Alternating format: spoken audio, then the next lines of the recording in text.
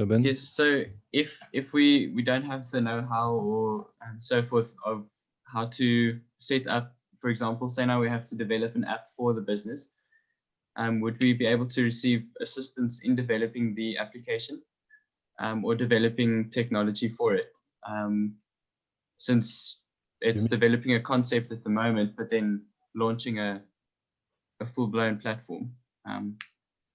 You mean during this workshop, or what is your question? What is the perimeter? I mean, in general, or for this work, for this challenge, innovation challenge? I think more once the, if you could say, once the competition is complete, or when it comes to the point of implementing the business, if the necessary equipment or whatever isn't present yet, would it be given attention to? Or because I know with the for example, with the robot that was made, that was done before the presenting of the Blue Ocean strategy, but I'm just wondering about if it's not possible. About technology and Blue Ocean strategy, clearly the mindset and the learnings we got from the experience, it's you have to think first about your offering, what you want to deliver, what you want to change for the client, for the customers and the non-customers. That's the first thing. And then when you know exactly and you have validated this value, this new value you want to bring with your as a value proposition in your industry, then you will have a look on the feasibility, technologies, tools, everything you need. And most of the time, when you are really focusing on a new value, 90% of the time, these technologies already exist. So the best is to use what we call open innovation, to have a contract, licensing contracts, and that with these actors, having this technology interesting for you. Or most of the time also, you don't need any technology. You can have a look, you know, the examples I've shown from Blue Ocean Awards on Thursday. Most of them don't use really technologies. They use basic nowadays technologies like internet site, mobile app, but they don't have very specific patents. For instance, they don't have developed a dedicated technology to be able to deliver this offering they are creating.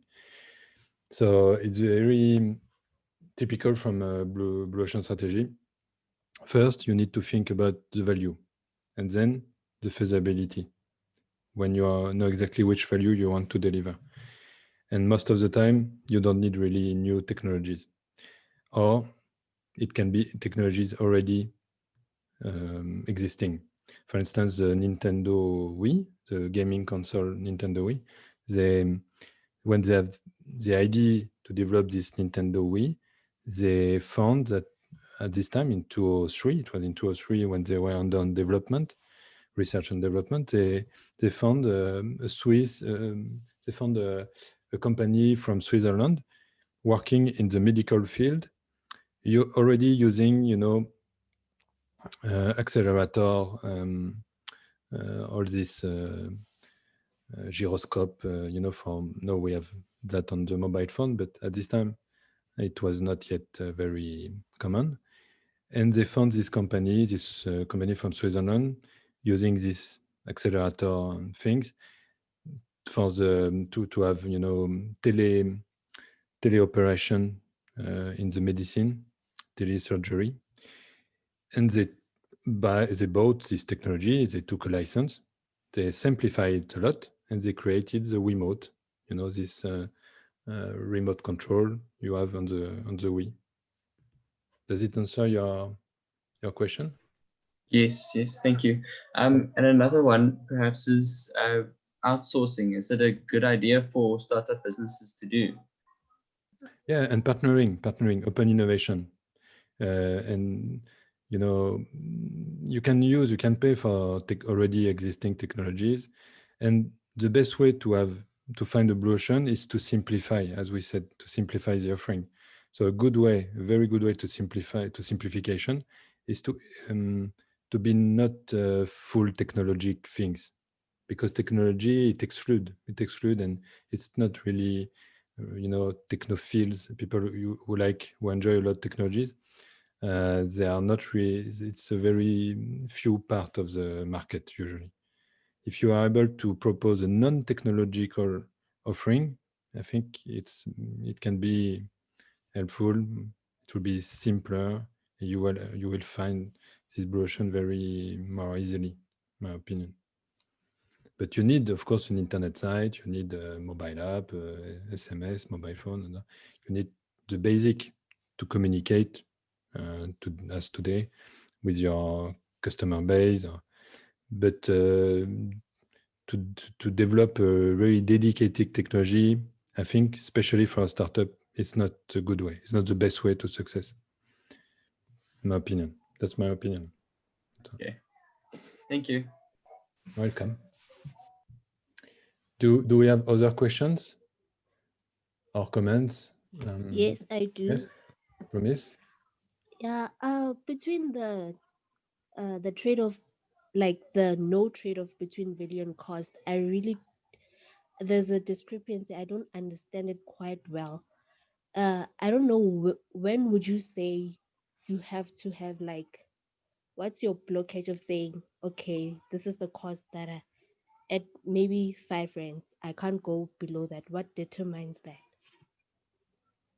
Sorry, I can go below what? Sorry, I didn't. I'm saying, Yeah. okay, the blue ocean strategy says that there's no trade-off between value and cost, right? No, you need to go out of this trade-off, because it's, as we said, as we have seen this morning with the value curves and the Yeah. segmented offerings on the market, it's clearly a trade-off. Or you pay a price and you have value, or you don't pay this price and you have low value. That's a trade-off usually we have on the red ocean industry for Oh, the so you customers have and to, for. the idea is that you have to go out of that Yeah, trade-off. exactly. You have to go out of this trade-off. You need to find the high value with the low Yeah. cost, differentiation and low cost in the same time. So you need to find which standards you can eliminate, reduced, Mm-hmm. without with no impact, and maybe better simplification, with no impact on the value for the customers, and maybe a higher value because it will simplify the offering.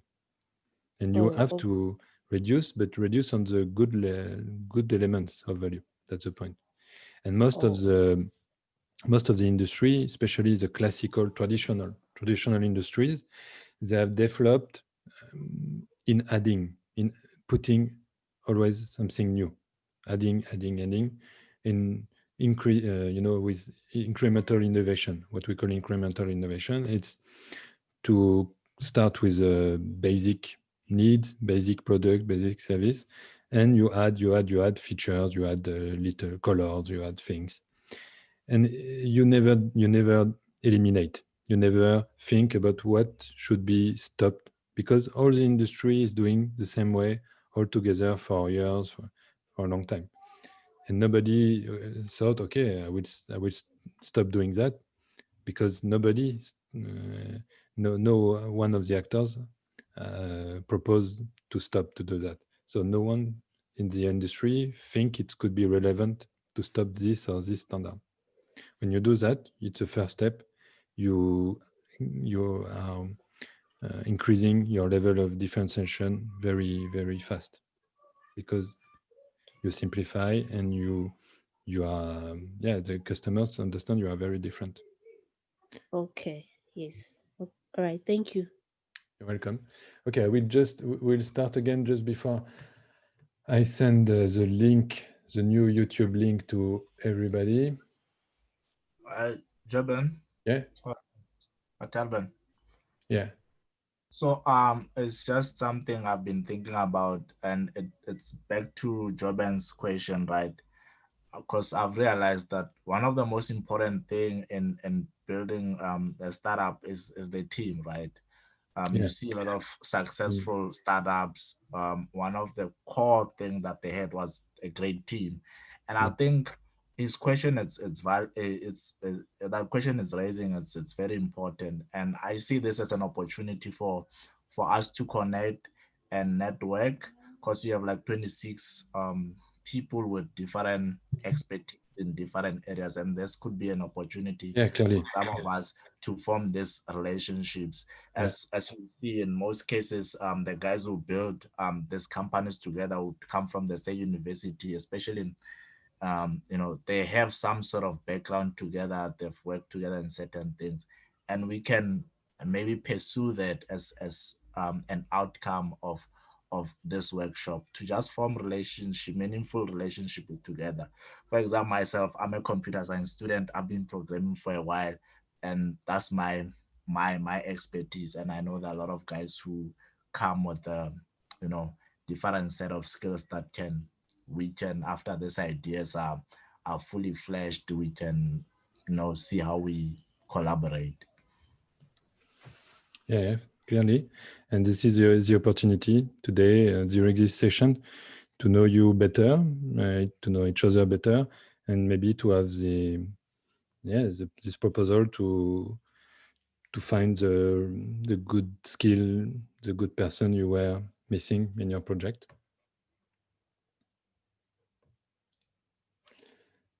Okay, I've just sent the link. I will share it on the chat, and we'll start.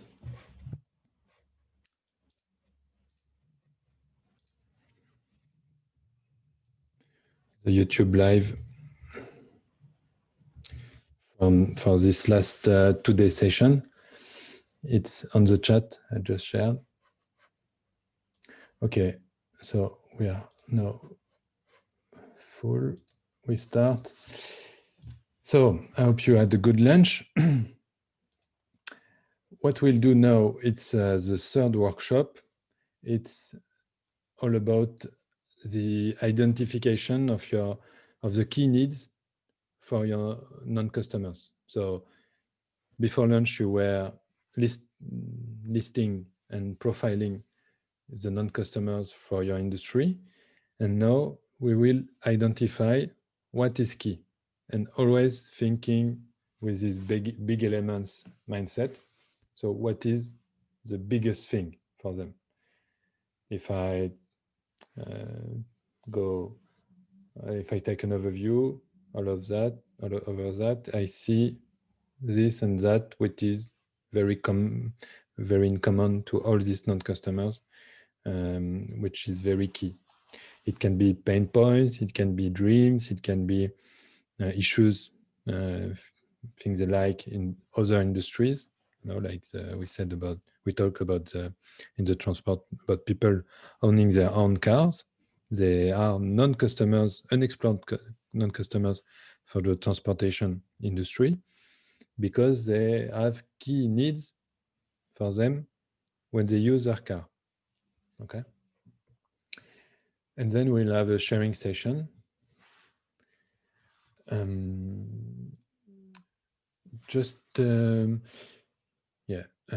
Okay, and I will give some reminder at the end of the day about the 6-pass description. You normally have already started from Thursday. So the tool we will use here, it's called the utility map.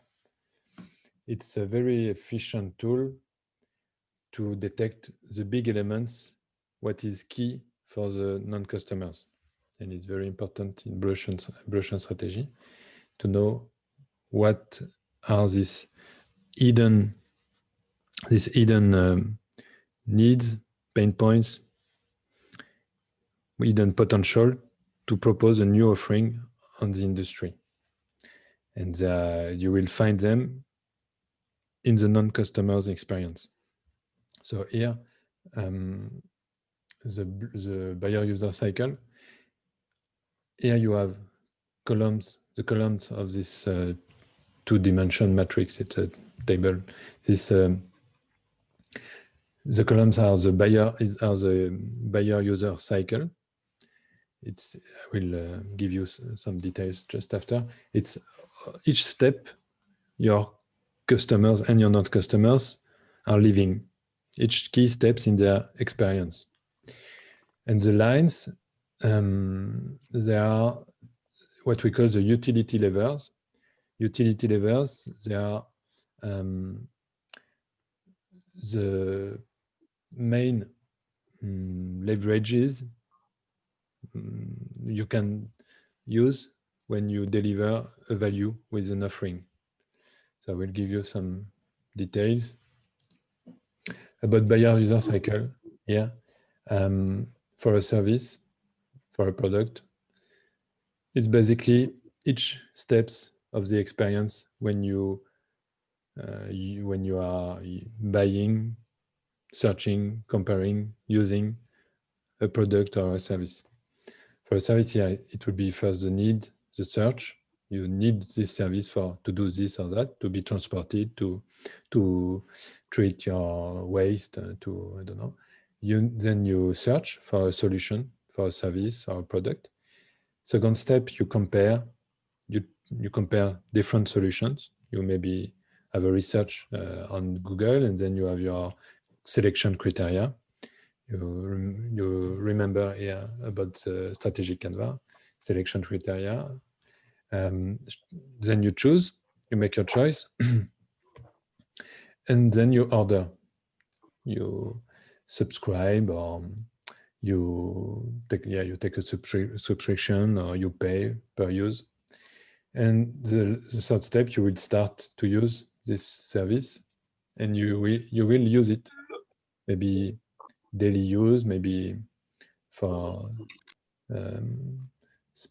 special cases, special uses. Then you have these complements. So when you are using this service or this product, you will need to complement to some add-ons for your product or some complements to your service. And then you will, for the service and the contract will be ended. You will have the date of issue, and you will decide to renew it or not. For a product, is the product is not working anymore. It has to be trashed, and there is this question of recycling of So I give you an example here for the first group, transport. This is the buyer user cycle for transport, for the industry of transport services. And first, I need to be transported. It's very simple. But then I search, I compare, search comparison, and I choose which transport I will use. Then I join, I go to the bus stop or to the metro station, and I wait for my transport, my transport mode. I pay on board, or I pay per use, or I subscribe to use this service. I'm transported. It's the using step. I'm transported, or I travel. In this transport travel, this using step, you have some details. I will meet people on board on the transport. I will be maybe controlled with my tickets. I will take a seat, or maybe there will be no seat. I will occupy myself on board. Maybe I have my computer, my mobile phone. I will work. I will play games, casual games on my phone. I don't know.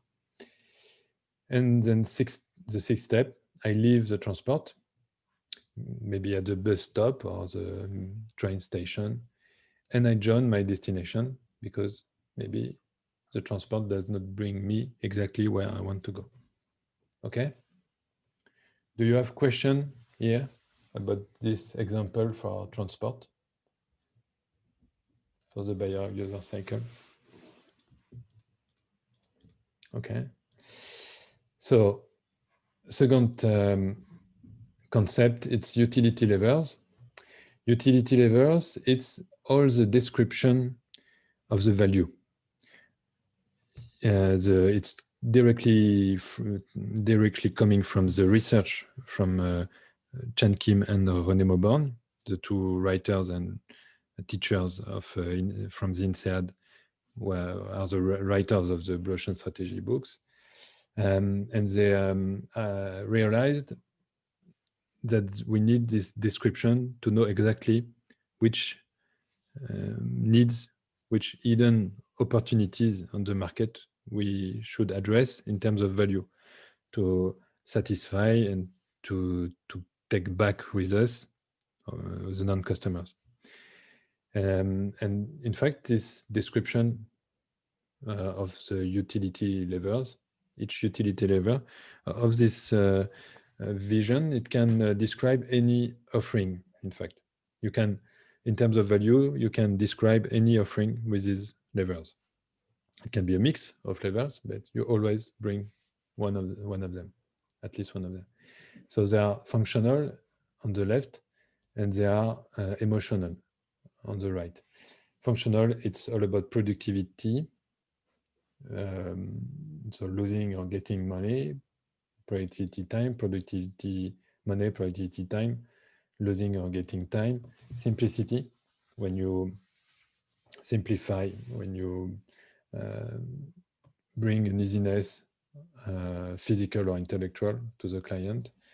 Convenience, time. So it's about convenience time. It's all about any time, any hour. It's, for instance, when the shop is open all the time, it's very convenient in time. Convenience in terms of location, anytime I want. So when you have a shop, when you have a network of, or you can access internet anywhere, it's very convenient in terms of location. On the right, you have the emotional levers. Risk, it's all about taking risk, real or perceived.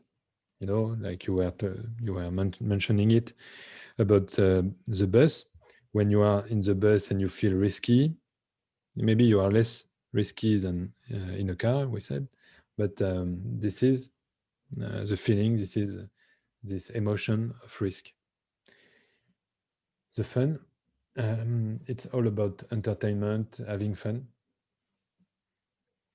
Image, it's all about my own image as a client or a company, as a consumer or a company.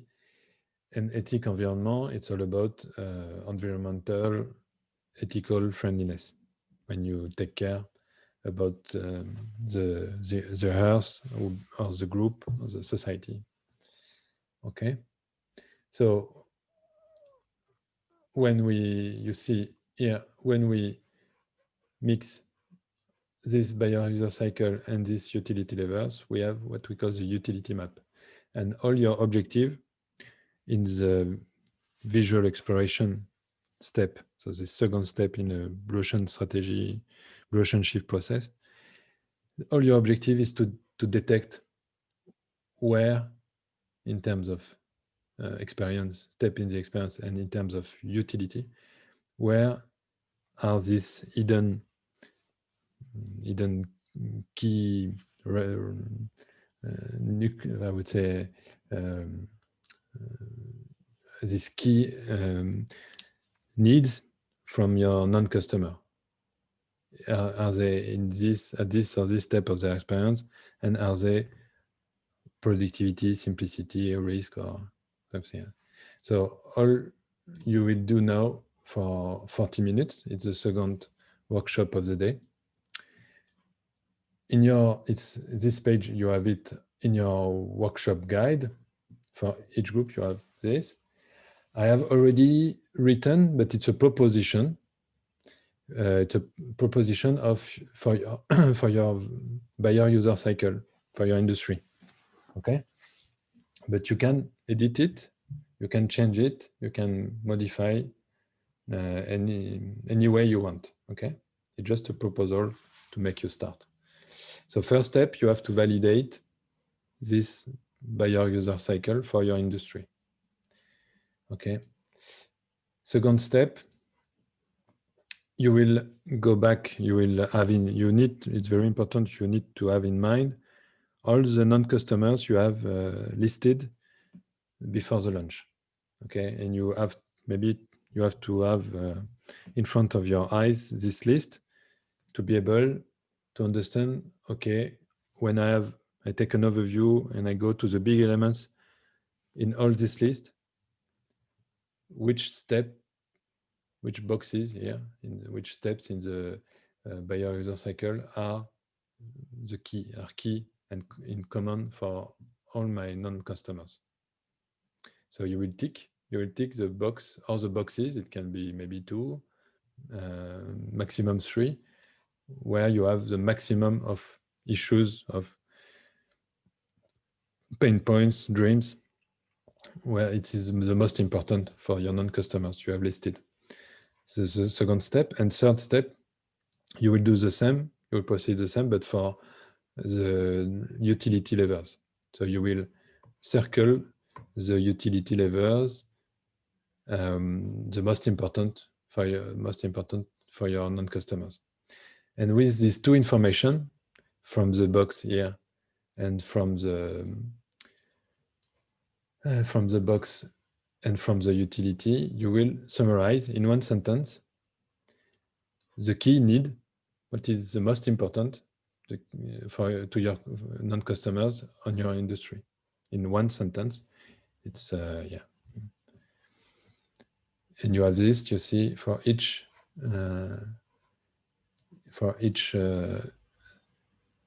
group.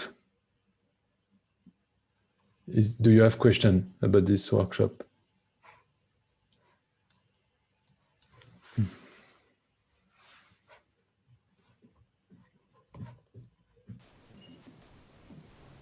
Is it all clear?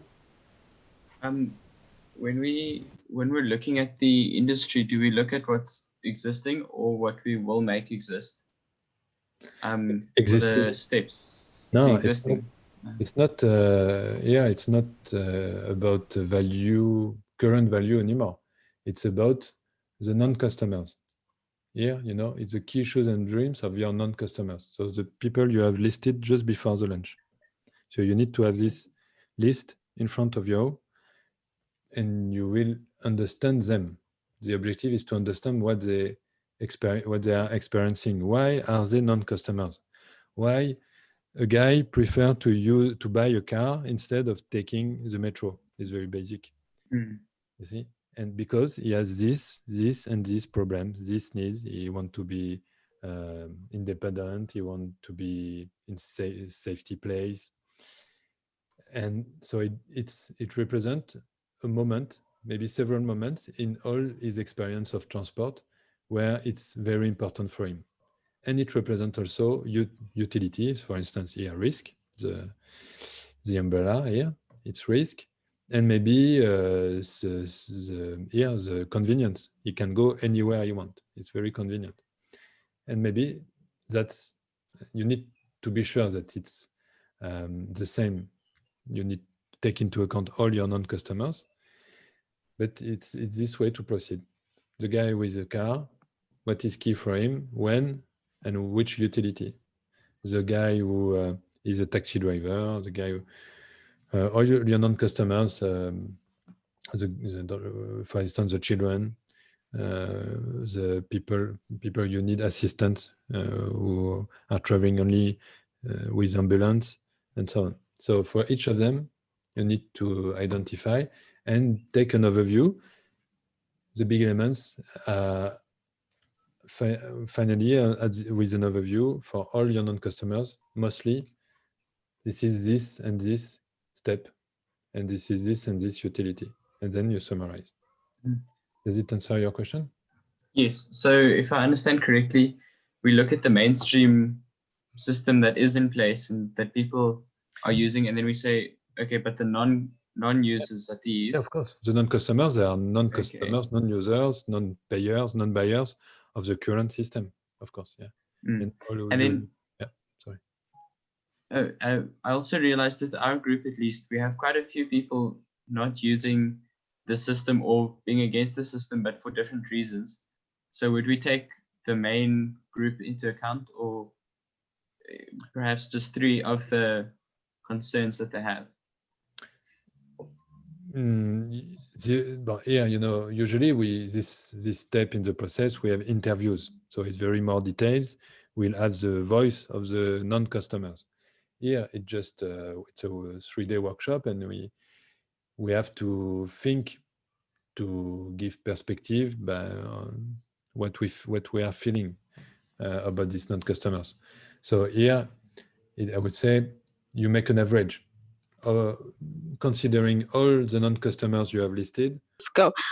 So our non-customers, so unexplored customers, we have physically disabled individuals, tourists that don't really depend on public transport, people with chronic illnesses that might need help, homeless people who can't afford public transport, people living far from transport network, animals. And then we have anti, which are people who have their own cars, people who prefer to walk, people who are anti-pollution, so they are anti-cars, people who need to transport goods and they can't depend on public transport. Then we have children and elderly people that might need support, so they can't depend by themselves on public transport. So we can go to that other page.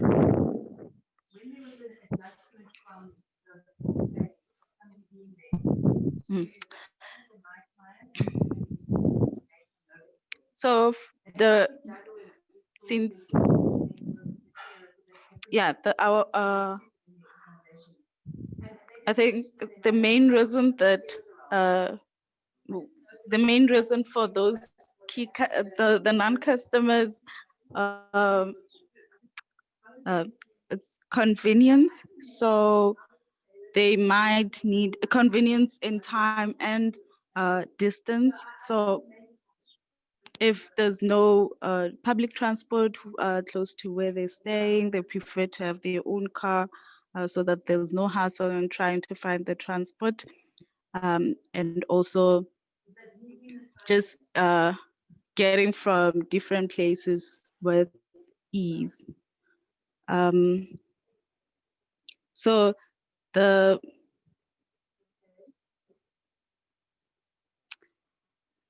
key steps, we chose those 2, step 3 and step 7. For step 3, it's basically the convenience in just getting the transport in the right time. And step 7 is, for example, if the person is disabled, and then they can easily get to different places with the support that they need. Yeah, I don't know if I made sense. Okay, it's okay. It's good. It's very clear. Do we have some question from the other groups? For the group 1, do we have some reactions and question?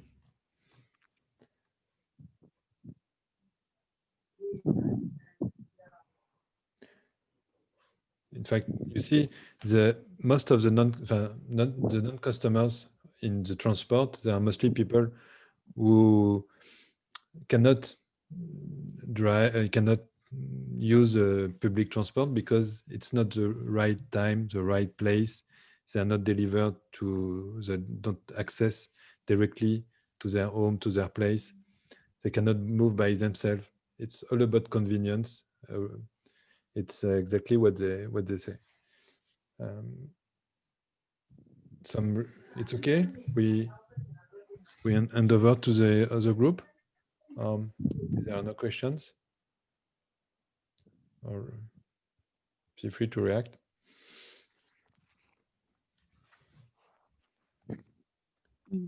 No one to react, it's okay? Okay, so No, but doesn't the non-customer have an option to compare the mode of transport? yeah, but So the point is not they are non-customers because they don't have why? a comparison tool, I think. Yeah, it's basically why are they non-customers? So that we can make them customers. Yeah, it will be more for customers, this second step, searching and comparing tool.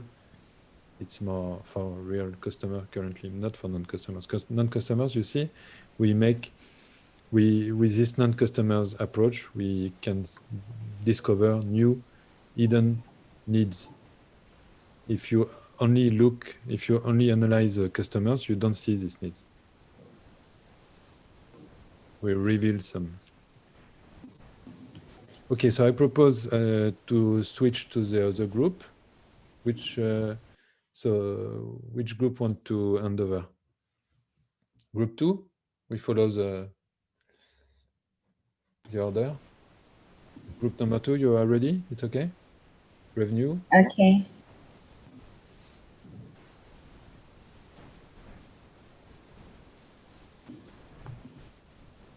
Okay, you can share your screen. Yeah. So quickly, yeah, quick view on your non-customer just to have them in. Tato, can you go to slide 4?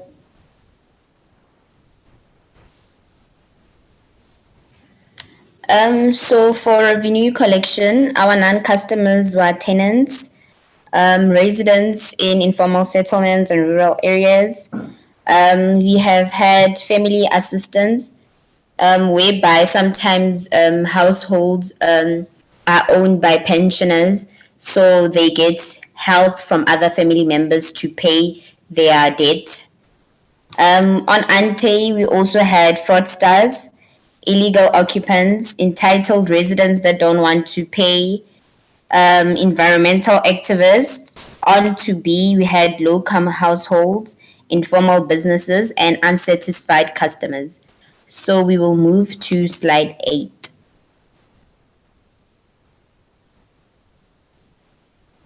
Tato.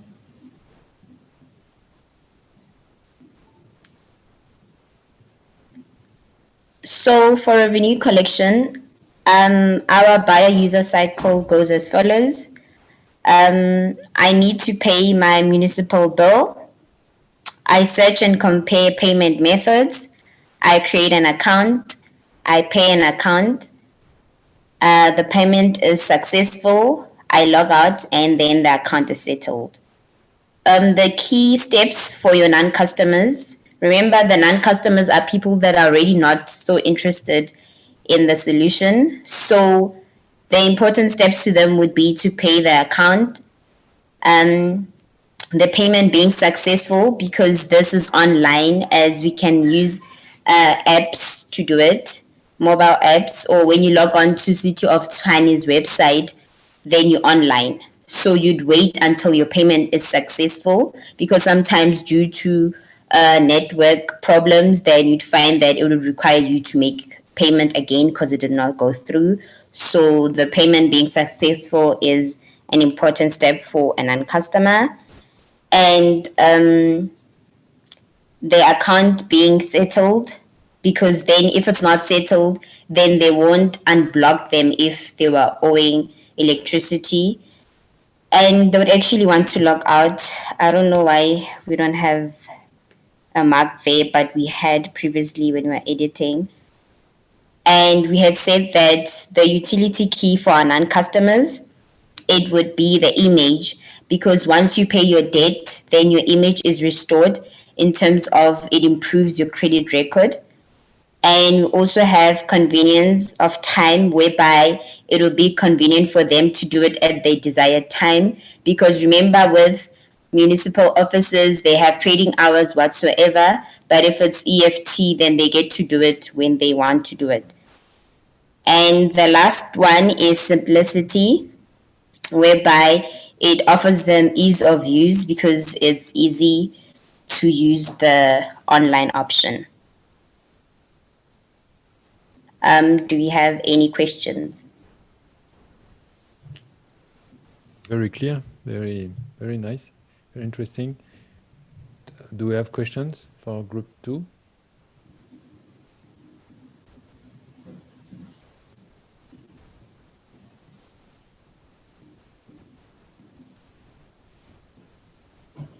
No question, no reactions? Well, it's very clear, but yeah, great presentation, agree, very clear. So let's switch to group number 3. Thank you a lot. Thank you a lot to group 2, Kumo especially. Let's switch to group 3.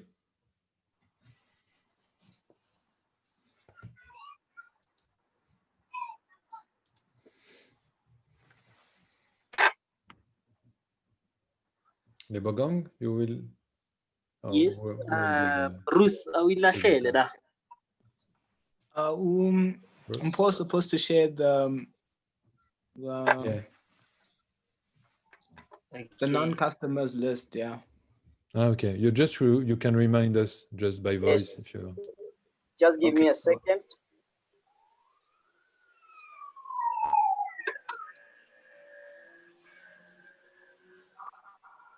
Maybe group 4, if you want time, group 3 to be ready, as you want. Maybe we start with a group 4 and then group 3.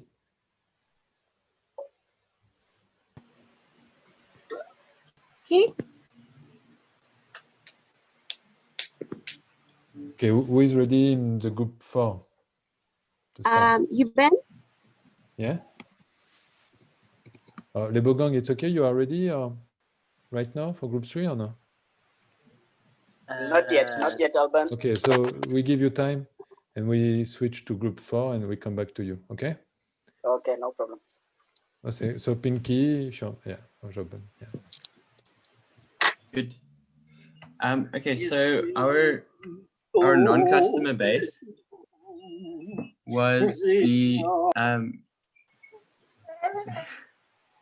okay, so the unexplored customer base was the children, informal settlements, the homeless, and also remote villages. And then with the anti-group, we had the legal dumpsters or dumpers, which primarily we focused on the unserved communities, but also those who we decided we wouldn't focus on the others because it would require a lot more interviewing and understanding their reason. But those were also mentioned previously in the morning. And then our 2B customers, we have citizens, or 2B non-customers are the citizens that are frustrated with current offerings, as well as nature conservationists and zero waste activists. Good. So our process is as follows. First, there is a need for the waste to be collected and recycled, or treated. And then after that, the user needs to choose a service or find a service and choose one that will best suit their needs for removal of waste. And then after the third step, they register with the waste management service, and then they pay or they subscribe. We did wonder about this one, but so we paid, you pay and prescribe. In question 2, we wondered. Step 5, there was the waste is collected and treated. Step 6, they contact customer support if they have any problems. And step 7, they renew the contract and continue using the service. Or they could end the contract if they choose to. So with step 2, or question 2, we decided it's very important that or the non-customer base takes into consideration the fact that they need to, or the step where they search and compare especially the nature conservationists would consider this each service and weigh out how environmentally friendly it is. But also with illegal dumpers, they will look at whether it costs them money or not, or whether they can provide the service in their area. And then with step 5, was also important because it needed to be, they're concerned about whether it's available or what is it, or effective and simple, and very simple. And so they're concerned about that happening. In step 3, we circled 4 things, but we picked out simplicity and self-image as the 2 main ones. And branching out from that was the what was it? The money. I think it was, yes, yeah, productivity in terms of money is a concern for, especially for the unserved people who want to save money or might not have funds to pay for waste removal. And then on the emotional side, we also said self-image, and branching from that, we said they would look at, especially the nature conservationists, would look at whether it's environmentally friendly or ethically good and of good standing. So we summarized it as non-customers need a simple system to dispose of their waste that will improve their self-image. And the reason why we decided on simplicity and self-image was because simplicity encompasses this step 5, where the waste is collected. And also then step 2 will address the self-image, because they will choose something, or people being human tend to go for something that will improve their self-image and give them a greater high self-esteem. And the fact, or knowing that your contribution or your using of the service can improve the environment, improves your self-esteem. And so that's why self-esteem came as the main point, and simplicity.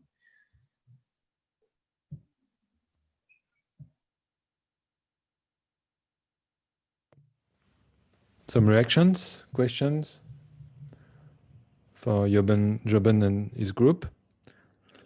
So if I understand right, you consider that people will, at the step 2, non-customer will consider ethic environment, but it's just like a pretext. In fact, they consider, in reality, they consider their self-image. Yes, in a way, because of the increased awareness of the environmental friendliness, and because of the community, the two sort of go together. So if you are able to clean up the environment, it improves your self-esteem. At least that was for our nature conservationists, but I think even the illegal dumpers would start to be influenced by their community and so forth. And the other systems we found were, in terms of self-esteem, they were dulling, or they had no effect. And so anything that could satisfy that innate need within a human would be something that they would sway them. Okay, that's interesting. It's a human psychology, a little. So, do we have questions for the group 4, group number 4? Do we have some reactions? I've seen on the chat a big up for the presentation. Awesome. I have a question for you, Alban. Yes. When we were working on this exercise, I particularly had challenges understanding what exactly was required of us, especially with question 2 and 3. So the boxes associated to the key steps for your non-customers, are these boxes meant to represent a challenge that makes them non-customers, or something that would draw them into wanting to become customers?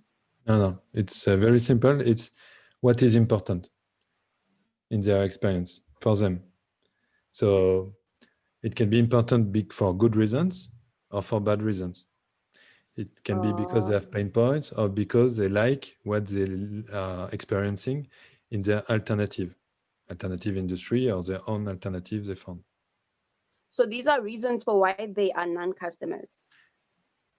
There are steps where there are some reasons why they are non-customers or attracted by another industry, alternative industry. Yeah, mostly. Yeah. Okay, that makes sense. I didn't understand that. It's what is important in their experience. Where the key steps, there are steps, moments where it's very important for them. And it makes them, yeah, for these reasons, yeah, it makes them non-customers. Yeah, exactly.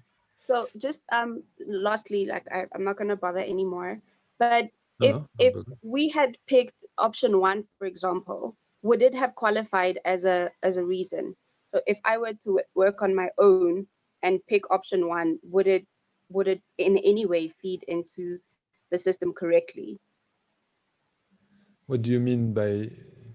So if we had picked they had a need for their waste to be collected. So it's not Step one, it means the need of being collected. It's very, very important. If you select step 1, it means that for non-customers, they are non-customers because this need is not totally satisfied with current offerings. And I think clearly on your industry is not the case. In your industry, it's I think you are quite right. It's about being really collected and treated and well treated. So the step 5, clearly, all the non-customers are about this, most of them, and step 2, yeah, because it's maybe complicated. I don't know. It's what I think is what you mean. It's you need a simple system, but clearly step 2, I maybe have have a reaction, but because in your summarize you don't talk about step 2, you talk about step 5, but you talk about the leverages, simplicity and image, but you don't include the step 2. So maybe there is something missing in the summarize, or maybe you should not tick step 2. Oh no, we had discussions about it, and I think we all decided on step 2 because we thought in the context that we were in the group, it made the most sense. But yeah, now that I'm hearing you, I think I was the one that was mostly confused. So thank you for clarifying that. For tomorrow you can precise this and include the step 2 in your summarize. Yeah, summary. Yeah. It's okay. I'm just wondering how else can we include step 2? Because in a way, I did think we did include it, but I can see why it looks like we didn't. Because I thought in the searching and comparing and choosing of this service, they take into consideration step 5, and then also how the service will improve their self-image or improve the environment. For example, I'm not sure if it's quite clear. I suppose we could improve the summary. Otherwise, if there is any other step that we could perhaps click or choose that might work a bit better.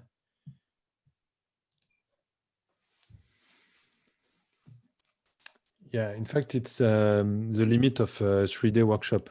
You, as I shown you on the process, it takes 1 month to conduct the visual exploration.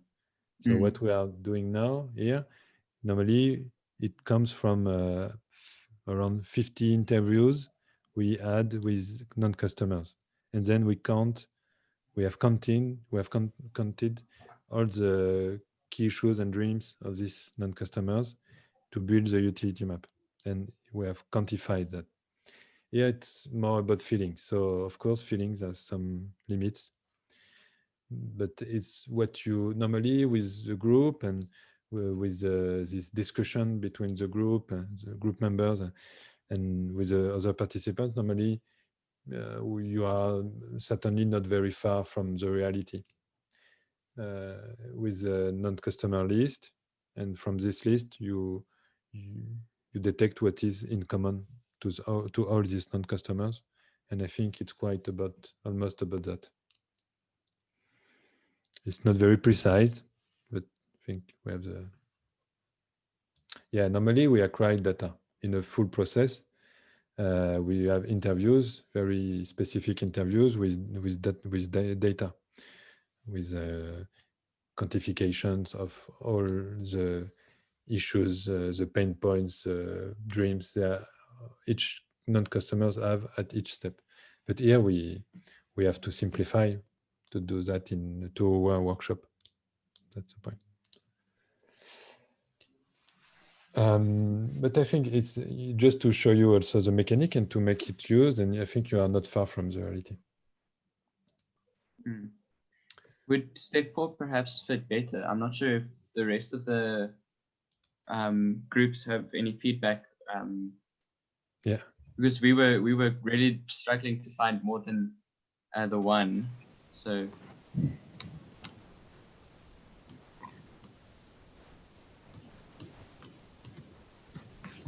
Can I just ask something? Yes, of course. For the key steps for the non-customers,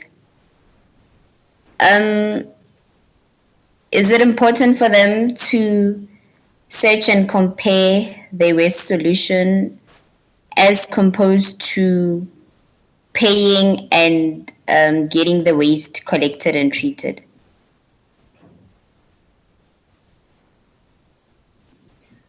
Yes, so I think it depends on the group of non-users that we were looking at.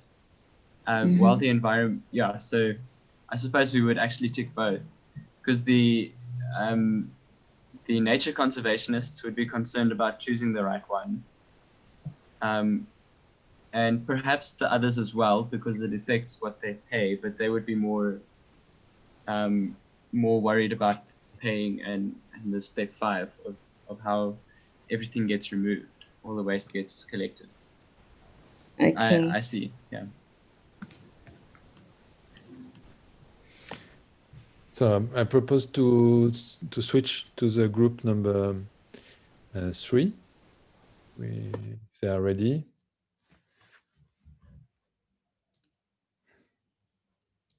Group number 3, are you ready?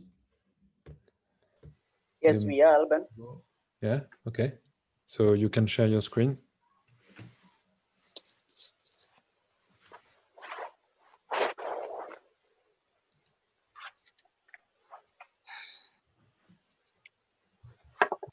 Yeah, thank you, Posa. So for group 3, which is energy and water, our unexplored non-customers, we refer to the homeless population, people who live in informal settlements, and population that do not or cannot afford to buy or pay for electricity. And then for the NT non-customers, we refer to retail stores, industrial sector, agricultural sector, those who are far from the national or network grid, electrical network grid, natural gas users, and those who are in the renewable energy sector. Then to be clients or to be non-customers, we considered rural communities, provided hayi man ungenza kanjani? Sorry. Yabona. Right, so for to be users, we said rural communities, provided there is provision for transmission and nature conservation activists.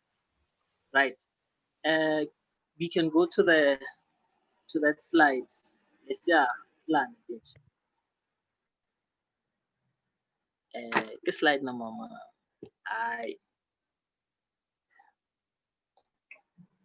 Right, thank you.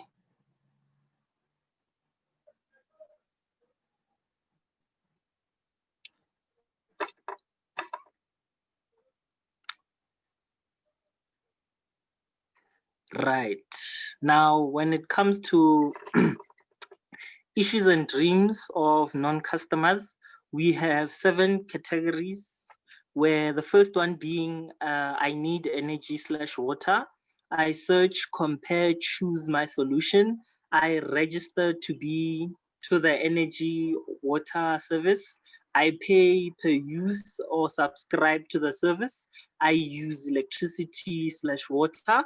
I have contact with the customer support, and the last one being I end my service contract. So the key steps that we chose for our non-customers is number 1 and number 5. Reason being, the current service provider, or the current service that we're offering is Eskom. So we cannot necessarily say search, compare, because people don't have to search or compare. Eskom is the current provider and you're in Dava. Then they don't have to register because Eskom is the one that provides the electricity and it's a pay-per-use So those are the key points that we chose. For people who need electricity are those that do not have electricity, and then people who use electricity are the ones that are using renewable sources or alternative sources as opposed to Eskom, right? And then when we go to 3 utility key for our non-customers, we chose convenience in terms of location. And then we also chose on the emotional side, the risk factor. It reduces risk, right? And then to summarize it's not one sentence, it's sentences. We passed grade 3. They either use electricity/water or have a need for water, right? And as it's a matter of location and it reduces risk.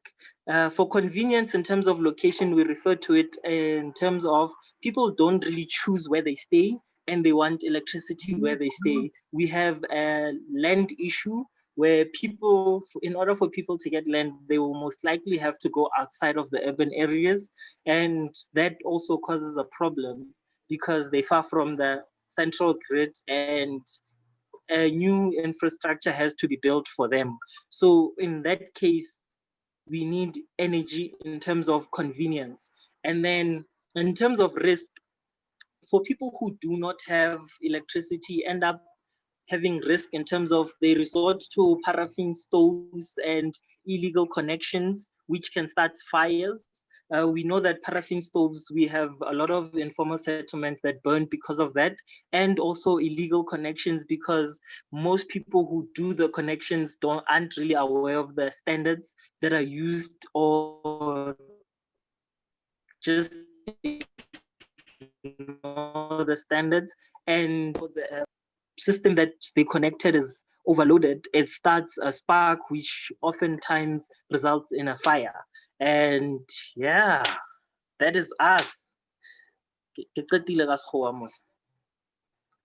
We are done, Alban. Questions? Anybody? Yeah, do you have questions? Yeah, very clear.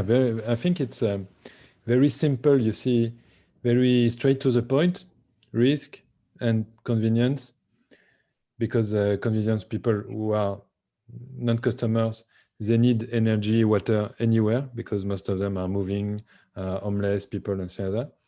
And risk because they don't have budget, they cannot pay, they don't have access, so they find other solutions, but they can be very dangerous. So it's very, very clear.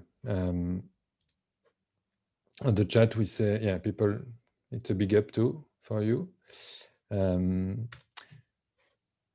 Some question for the group number 3? All is okay? So thank you very much to all of you. It was I know it's not easy to jump in the experience of the non-customers, but it's very important to have a full blue ocean shift process It's very important to understand what is mostly in common to all these non-customers, where we need to focus our ideation, we will do tomorrow. So I share my screen before we stop. I just share my screen, sorry, it's starting. Okay. So for tomorrow, about tomorrow, I think, yeah, as an homework, you need to finalize your 6-pass description, you have in your first workshop guide, and we will need it tomorrow from the start directly. Please, if you can send me your version by email or on Igesia workspace, so I can give you feedback. I can maybe complete this list for you, because this list, this description of your 6-pass will be very important to have a good ideation session tomorrow. Okay. For your ideation session, you need 2 ingredients. You need to be very clear about what we have just done, about the key needs for the non-customers, what you have just presented. And you need to have a very complete description of your 6-pass for your industry. So this homework we were talking about on Thursday. Do you have question about this 6-pass? Do you feel comfortable with them?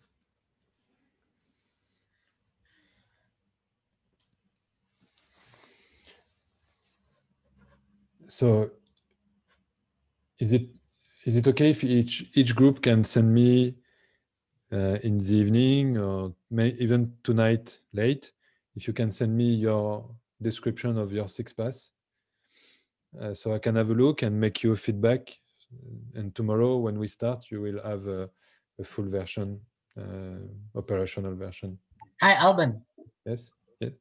So we don't have a way of meeting outside of this. Oh, there's the other thing. Okay, no, never mind. Were we meant to compile our 6-paths in groups, or was it in light of our own innovations? It's all in group, in the same groups.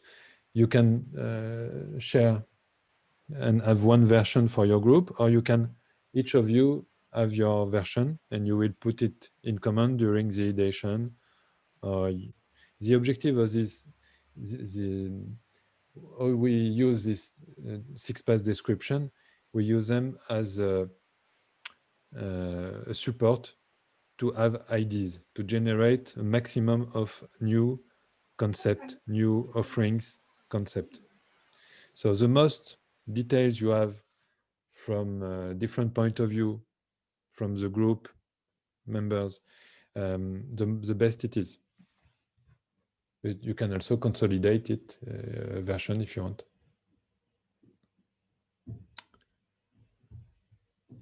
No, Kula, yeah, Kula, the volume is okay, I think.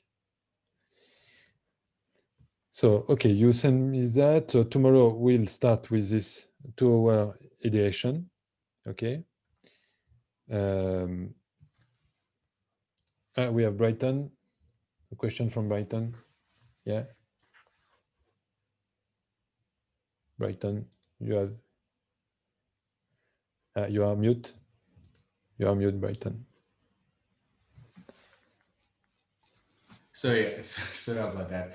No, it's not a question. I just want to invite Group 1 members to a platform where we can chat and discuss how we take this forward. Yeah, it's good. Yes. Yeah. Yes. Yeah, sure. Yeah, we can. You can all have a WhatsApp group. It can be useful, of course. All right. Thank you. So yeah, tomorrow here you have the program, the agenda. We'll start by this ideation. So with your 6PASS description and your key needs for the non-customers. You need to have all of that in your head, clear in your head, and with you on with your documents to be ready to use them. And then you will select one of these IDs, one per binôme, one per group, one per new binôme groups as you want. You will decide. And you will build your Blue Ocean offerings with the Blue Ocean matrix, and you will present it during the pitch training session of pitching my Blue Ocean offering. And it is confirmed. So it will be Jason, my colleague, a very international high-level expert in Blue Ocean strategy. And it will be also Isaiah representing City of Tshwane. It's not official, that's why we don't have a big jury and it's nothing official, but just to have a reaction from people outside. They were not implied in all the process and all the workshops, but they will give you very interesting reactions from outside point of view. Okay, do you need me to, okay, here, you know, the 6PASS, you have to prepare to finalize for tomorrow. We'll start directly at 9, the same as today, from 9 to 6. So you need to complete here, you know, you have this in your first workshop guide from Thursday. I sent you on Thursday, you know, with the definition. You have the definition of the pass, and you have here a space to write here for your industry. What are the time trends for your industry? And with an example here for soft drink producer, Coca-Cola, in fact. The same for each, okay? No question about the 6PASS? Yeah, if you need me to go back on one of them, all is clear? Maybe I might just need you to go back on, if you go back to that 6-part slide. Yeah, this one? Yes. So are we allowed to change some of the elements in those 6-part? You mean the name of the 6PASS? Yes. No. 6PASS, it's a tool. It's a Blue Ocean tool. Okay. It's what you have to do. It's here to describe what are the time trends for transport. Okay. What are the new lifestyles, industrial, technological, sociological new trends for the industry of the transport. And as an example, you have here, what are the time trends for a soft drink producer? Okay. Then alternative industry, we were talking a lot about alternative industries today. It's very important. You see, it can give you a lot of potential new offerings, new concept for your offering, because your non-customers, unexplored non-customers, they are customers of these industries, like we have seen car manufacturing and so on. We have people raising their hand. We have Promise, Brighton. Promise, yeah? The strategic group. Promise, you have a question? Yes. Can you please recap the strategic groups for me, please? We cannot hear you, sorry. It's very low. I'm saying, can you please recap the strategic groups? I cannot hear what you say. Okay, I'll try. She's asking if you can repeat the 6 strategic parts. Is that correct? Yeah, path 2. You want me to repeat what? Path 2. Path 2? Yeah, the strategic alternative groups. Industry? This one? Which one? I don't understand you. Sorry, it's the sound is very low. No, not the first one. The second one. This is the first one. This is the second one. So this one, Eh, alternative industry. I will give a brief on each of them. Okay. Hello. Kumo, you have a question? I just wanted to ask with alternative industries, I think. So for us, having a platform where people are making payments. So would retailers be our alternative industry? Like our paid points that we have where people can go and pay for the electricity, Yeah, pay yeah, their bill. maybe. Okay. But alternative industry, in your case, it can be a lot of things. It's like paying with Bitcoin, paying with PayPal, paying by SMS, or you see? Okay. All right. Thank you. Welcome. Lebogang, you have raised your hand.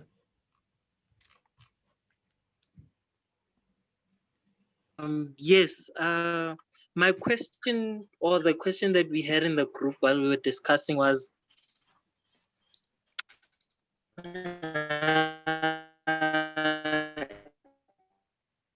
have you been informed in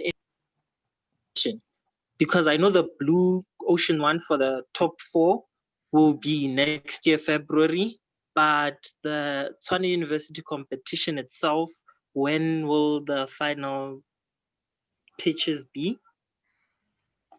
I don't know this. I think it's around November, but I don't know exactly. You need to ask to your university, and they will ask directly to the stakeholders, administration of the challenge. Okay, no problem. Thank you. Welcome.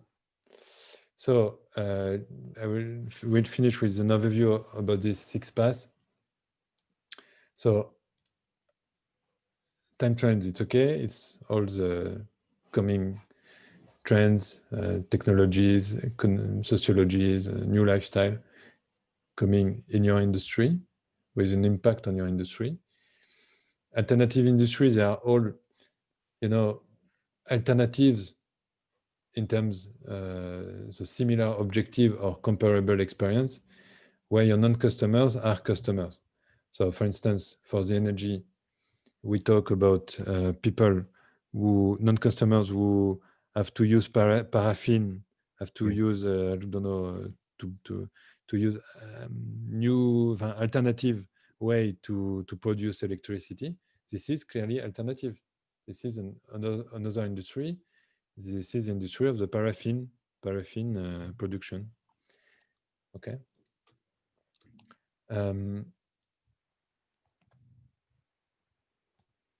So here you have also this example for the soft drink producer.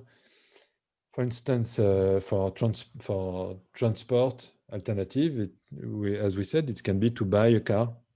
Car manufacturing, it is an alternative of the transport service industry. For waste management, we talk about composting. When you buy a composting system at your shop, it's another industry. It represents similar objective because you will be able to treat your waste, but it's another industry. It's not waste management industry. It's composting production, manufacturing. Okay. Decision chain. It's all the people you list here. All the people influencing or prescribing or taking part in the decision, all the people who are involved in the final decision to purchase, to buy the product or the service. You see? So we talk about, for instance, your plumber when you are on the energy industry, your plumber is an influencer. He will tell you, oh, you should use this or this heating system. or this operator. So your neighbors, they can be influencers. They will tell you what to do. This is all people implied or having an influence on the final decision. Complementary products and services. They are all products and services you will be using, you will be connecting to the standard offering of your industry. So, for instance, when we talk about the energy industry, you need a metering system. You need heating system. You need, I don't know, for water, you need plums, you need, it's all complementary products and services. When you use transport, you need a card, you need insurance, you need, it's all complementary products and services. Strategic group, it's all the competitors grouped by main strategy. So you consider, you remember on the first session on Thursday, you were listing, you have listed all the competitors, the main competitors. So here you have to go more deeply in the details to define, to find the most relevant groups based on their strategy, to group all your competitors all together. It will be a strategic segmentation. And with this group, it will be interesting. So you list, you have, for instance, for the energy or for transportation, you have the public group, public solution group. Another strategic group is the private solution, and so on.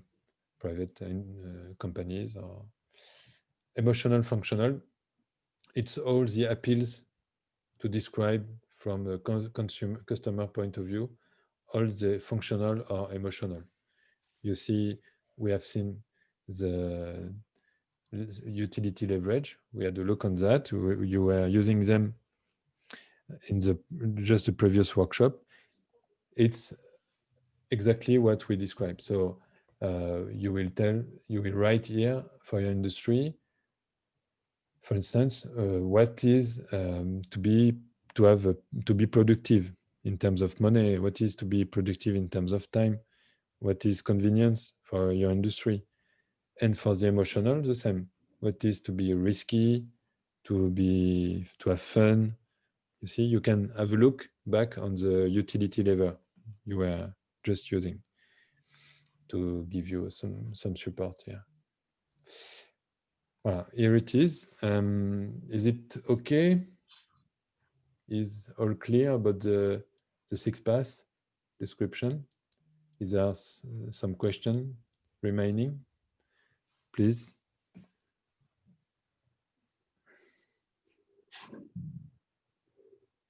We have Joben raising your hand. Yes, I was just wondering about when we're looking at the alternative industries and then also grouping the industries with regards to the strategy. Do these two have anything to do with each other, or no? Are they two separate parts? No, it's different. For instance, for your group waste management, alternative industry, as we said, it can be composting solutions. You can buy some, bugs in the shop to treat and to eat your waste, and it's another industry. It's an industry where you buy bugs to do that. Termite, you can also consider an alternative like burning. You burn in your garden, you burn your waste. An alternative can be alternative industry, it can be to reuse, recycling bottles and so on. When you put them in the box to recycle them, it's also an alternative to treat your waste normally with a standard offering, with a collecting and at home, and you do it by yourself. You will put by yourself your empty plastic bottle of water in the container, and it's another industry. Is it clear? Yes, and then when we're looking at the strategies, strategy group, it's competitor. It's about competitor. It's not about other industry. It's about competition on your industry. So, for instance, you have the main groups, main competitor groups on your industry. They are public services and private services. You have also maybe we talk about the waste. Don't remember the name. The guys who collect by themselves waste seeker. So there are these groups, and you can give more details in each of these groups, because in each of these groups you can name all the competitors, the actors, part of these groups. Okay, so they're within the industry, and then the others are outside the industry but similar objectives or functions. Yeah, exactly. Okay, thank you. Welcome. Do we have other question? So if there is no other question, I will wish you a good evening, and we see us tomorrow here on the same link, Zoom link, at 9 a.m. for the last session. Okay. Have a good evening. Okay, thank you, Apani. Thank you. Bye. Thanks. Have a nice evening. See you tomorrow. Bye. Thank you. Good evening. Thank you. My chiefs.